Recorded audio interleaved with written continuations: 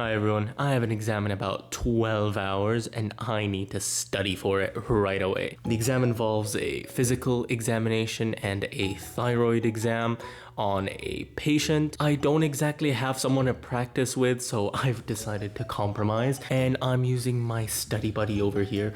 Let's get started. Miku! Gonna do a thyroid examination. Yeah, he's excited. You can tell. Excited to do the thyroid examination, Mr. Miko? I am sure you are. You're not even looking at me. Yeah, this is gonna go great. So the first thing you want to do in a thyroid examination is greet the patient. My name is Khaled. I'm a third-year medical student, and I'm gonna be taking... You know, he's great practice because he is the most uncooperative patient there is on earth. So you can get experience dealing with difficult patients just dealing with Miko because he will not even look in your face, which is fascinating. Hey. Oh, you're going? Okay. All right. Hi, my name is Khaled. I'm a third-year medical student and I'm going to be performing a thyroid examination on you. This involves me touching some parts of your neck to better assess your health. Is that okay with you? Oh, you're gone now. Miko, come back. Oh, you're running away now. So obviously Miko didn't want to stay in the other room because he was obviously uncomfortable. So we've decided to move here because he's more comfortable that way. You know, patient comfort is very, very important to us. So we're going to continue the examination here. For me, at least, the patient looks very fine. He looks pretty normal. And everything looks okay with his demeanor. So patients who are suffering from hyperthyroidism, they have fine hairs. And patients suffering from hypothyroidism, they have coarse, brittle hairs. And as we can see over here with our lovely, lovely patient, Miko. Miko over here is maybe a little bit anxious and irritated. He looks pretty okay. So I would say his hair is looking absolutely fabulous as he is cleaning it very pristinely. Okay, so the second thing we want to do is assess the hands. Some of the manifestations of thyroid problems appear in the hands, so we got to make sure they look great. So let's have a look at them, shall we? You want to look at your hands? So, Miko, can you do this with your hands to assess for clubbing? No? Oh, you're sleeping. So it seems to me that our patient is a little bit sleepy. Oh, never mind. And now we want to check the hands. In the hands, we are checking for any dry skin, any palmar erythema, any sweating. These are different signs and symptoms of hyper and hypothyroidism. Obviously, our patient over here is very sleepy, so that could indicate hypothyroidism.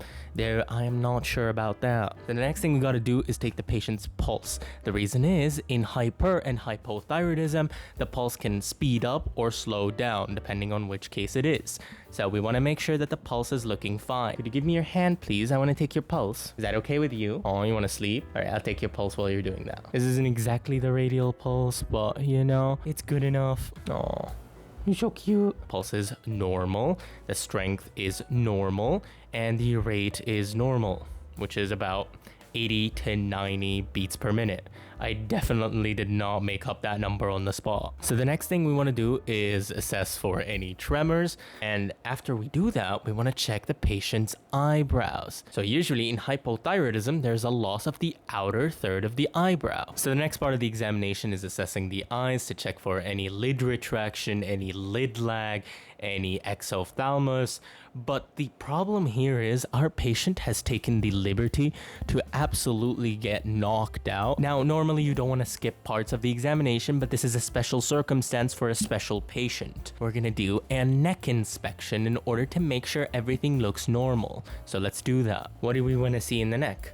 We want to check for any redness, scars, or swelling. We want to ask the patient to take a sip of water in order to make sure that if there is a mass, that it's moving up and down or if it's not moving at all. Or we can't exactly ask the patient to take a sip of water while they're asleep because obviously they'll aspirate the water and that's not exactly healthy. Instead, what we want to do is palpate the thyroid gland.